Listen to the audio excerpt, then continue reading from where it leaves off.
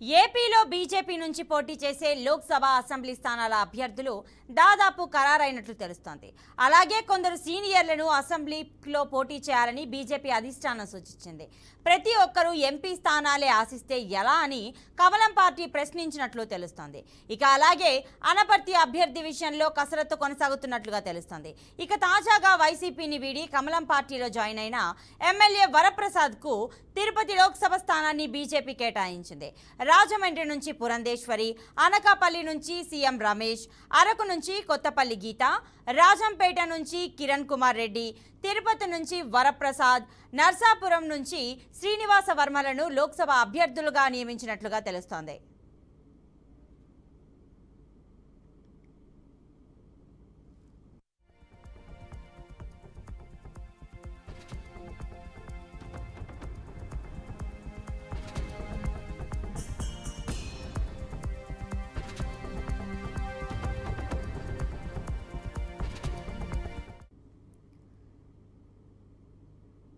అలాగే BJP assembly అభ్యర్థులుగా ఎచ్చెర్ల నుంచి నడికుదిటి ఈశ్వర్రావు, విజయవాడ వెస్ట్ నుంచి సుజనా చౌదరి, బద్వేలు నుంచి పనతాల సురేష్, ఆధోని నుంచి పార్థసారథి, పాడేరు నుంచి ఉమామహేశ్వరరావు, ధర్మవరం నుంచి వరదాపురం సూరి లేదా సత్యకుమార్, జమ్మలమడుగు నుంచి ఆదినారాయణ రెడ్డి, కైకలూరు నుంచి కామినేని శ్రీనివాస్ లేదా తపనా చౌదరి, వైజాగ్ నార్త్ నుంచి విష్ణుకుమార్ రాజులను బరిలోకి దింపే అవకాశం ఉంది.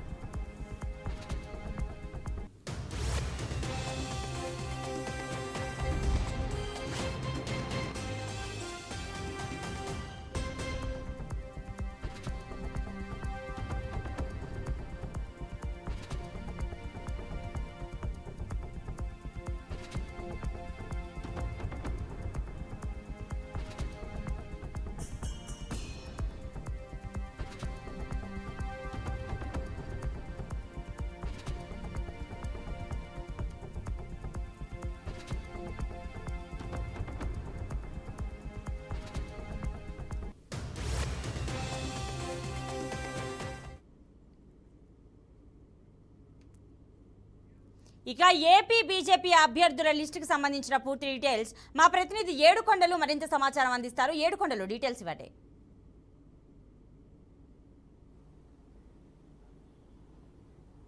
ప్రతిభ ప్రస్తుతం ఆంధ్రప్రదేశ్లో పోటీ చేయబోయిన బీజేపీ తరఫున పోటీ చేయబోయిన అభ్యర్థుల మీదే అందరి దృష్టి ఇప్పుడు ఉన్నదని మనం చెప్పుకోవచ్చు. ఎందుకంటే దీనికి సంబంధించి గత 15 రోజులుగా కూడా ఎంతో ఉత్కంఠగా ఎదురు చూస్తున్నటువంటి పరిస్థితి. మరోవైపు ఇప్పటికే రాష్ట్ర అధ్యక్షురాలైనటువంటి బీజేపీ రాష్ట్ర అధ్యక్షురాలు పురంధరేశ్వరి, అలాగే మాజీ అధ్యక్షులు సోమవీర్రాజు ఇద్దరు కూడా ఢిల్లీలో 6 రోజుల నుంచి కూడా మకం వేశారు. 6 రోజుల నుంచి కూడా ఈ యొక్క ఏదైతే సెంట్రల్ కమిటీ భేటీలో కూడా పురంధరేశ్వరి కూర్చుంటున్నటువంటి పరిస్థితి. అయితే ప్రస్తుతానికి ఈ రోజు ఏదైతే గతంలో వచ్చినటువంటి పేర్లు కాకుండా మరలా కొత్త లిస్ట్ అయితే ఇప్పుడు ప్రస్తుతానికి అటు సోషల్ మీడియాతో పాటు అన్ని చోట్ల కూడా చక్కర్లు కొడుతుంది. అయితే అది మనం ఒక్కసారి చూసినట్లయితే కనుక ఏదైతే ఆంధ్రప్రదేశ్లో 6 లోక్సభ అలాగే 10 అసెంబ్లీ స్థానాలకు సంబంధించి అభ్యర్థులు ఖరారు చేయడంలో ఇంకా బీజేపీ ఇంకా ఒక కొలికి రాలేదు. అయితే ఈ రోజు సాయంత్రం కల్లా అభ్యర్థులు ప్రకటించేటువంటి అవకాశం ఉన్నట్లు తెలుస్తుంది. అయితే ఈలోపు మనకు అందినటువంటి సమాచారం ప్రకారం చూసుకుంటే లోక్సభ స్థానాలకు సంబంధించి రాజమండ్రి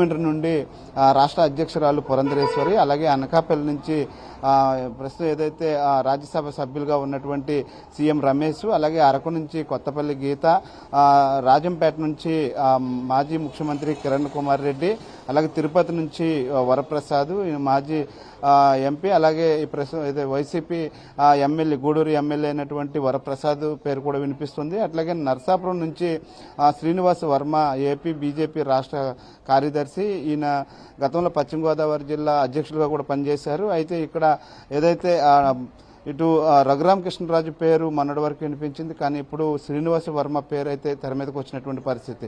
మరోవైపు ఇటు అసెంబ్లీ స్థానాలకు చూస్తే ఏదైతే ఎచ్చెర్ల నుంచి నడుకుదుటి ఈశ్వరు, అలాగే విజయవాడ వెస్ట్ నుంచి సుజనా చౌదరి, ఇతను కూడా ప్రస్తుతానికి ఏదైతే రాజ్యసభ సభ్యులుగా ఉన్నారు. అలాగే బద్వేలు నుంచి పనతల సురేష్, ఆదోని నుంచి పార్థసారథి, పాడేరు నుంచి ఉమామహేశ్వరరావు, ధర్మవరం నుంచి వరదాపురం సూరి లేదా సత్యకుమార్ పేర్లు వచ్చే అవకాశం ఉందని తెలుస్తుంది. అలాగే జమ్మలమడుగు నుంచి ఆదినారాయణ రెడ్డి, కైకులూరు నుంచి కామినేని శ్రీనివాసరావు మాజీ మంత్రి, లేదా తపనా చౌదరి ఏలూరు పార్లమెంట్ కోసం మొన్నటి వరకు కూడా పార్లమెంటు వ్యాప్తంగా కూడా బీజేపీ తరఫున ఆయన ప్రసారం చేసుకున్నారు. అలాగే అక్కడ అనేక సేవా కార్యక్రమాలు కూడా చేసినటువంటి తపనా చౌదరి. అయితే మరోవైపు వైజాగ్ నార్త్ నుంచి విష్ణుకుమార్ రాజు గత మాజీ ఎమ్మెల్యే అయిన బీజేపీకి అత్యంత సీనియర్ నాయకులు, ఈయన కూడా పేరు వినిపిస్తుంది. అయితే మరోవైపు చూస్తే ఈ ప్రస్తుతానికి 9 పేర్లు అయితే వినిపిస్తున్నాయి. అయితే మరోవైపు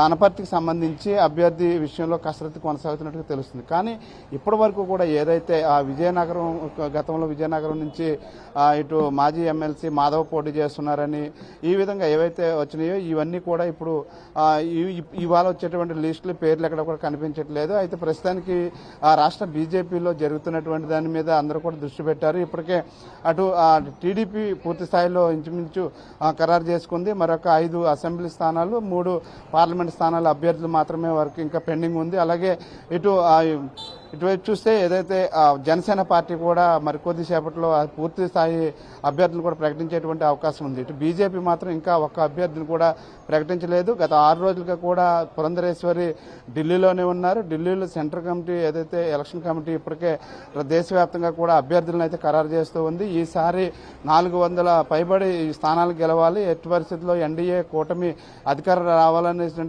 ఉద్దేశంతో ఇప్పటికే పకడ్బందీగా అభ్యర్థులను ఖరారు చేస్తున్న నేపథ్యంలో ఆంధ్రప్రదేశ్లో మాత్రం ఇప్పటివరకు కూడా అభ్యర్థులు అనేది కొలికి రాలేదు. ఇప్పటికే ఏదైతే సీనియర్లు అందరూ కూడా ఇప్పుడు పక్కన పెట్టినట్టుగానే కనిపిస్తూ ఉంది. ముఖ్యంగా పార్టీలో ఉన్నటువంటి కొంతమంది సీనియర్లు ఎవరైతే ఉన్నారో గతంలో ఎంపీగా పనిచేసిన వాళ్ళు, రాజ్యసభలో పనిచేసిన వాళ్ళు ఈసారి ఎమ్మెల్యేలుగా పనిచేయాలి, ఎప్పుడు ఎంపీ సీట్లే కుదరదు అంటూ కూడా చెప్పినట్టుగా కూడా తెలుస్తుంది. ముఖ్యంగా సుజనా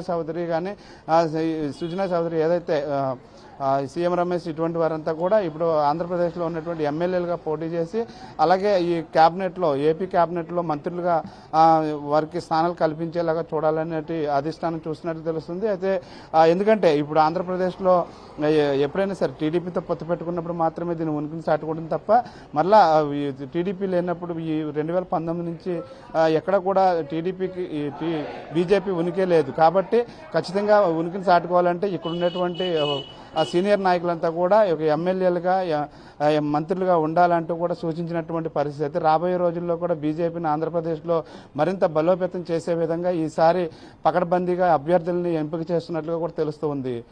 ప్రతిభ రైట్ ఏడుకొండలు.